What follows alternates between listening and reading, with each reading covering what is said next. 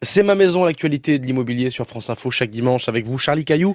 Bonjour Charlie. Bonjour Mathéo. Conseiller juridique, je le rappelle, pour le site immobilier PAP.fr. Après l'effondrement de ces immeubles à Marseille, des élus locaux ont demandé l'instauration d'un permis de louer. Certaines communes l'ont d'ailleurs déjà mis en place. En quoi ça consiste, Charlie? Eh bien, le principe, c'est qu'on peut louer un logement comme on le veut, dès lors qu'il respecte les normes de décence. Il n'y a pas de contrôle a priori. Le problème, c'est que certains louent n'importe quoi et profitent de la détresse de certains locataires pour louer des logements inhabitables. Ils divisent des logements pour maximiser les loyers. Ils ne font pas les travaux nécessaires. C'est ce qu'on appelle les marchands de sommeil.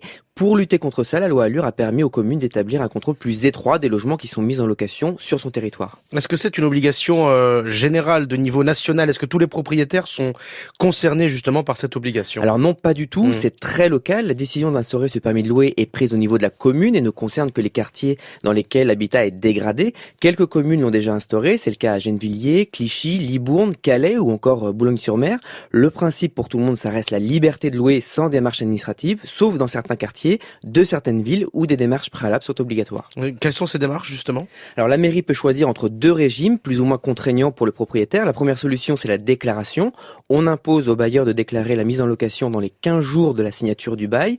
La deuxième solution est plus contraignante. Le bailleur doit obtenir de l'administration une autorisation préalable à la mise en location. Dans les deux cas, il s'agit bien d'identifier les locations dites indignes. Exactement. En étant informé des mises en location, la mairie a les moyens de contrôler l'état des logements. Elle peut demander au service d'hygiène d'effectuer des vérifications sur place ou d'autoriser la location seulement si le propriétaire réalise les travaux nécessaires pour rendre le logement décent et assurer la sécurité des occupants.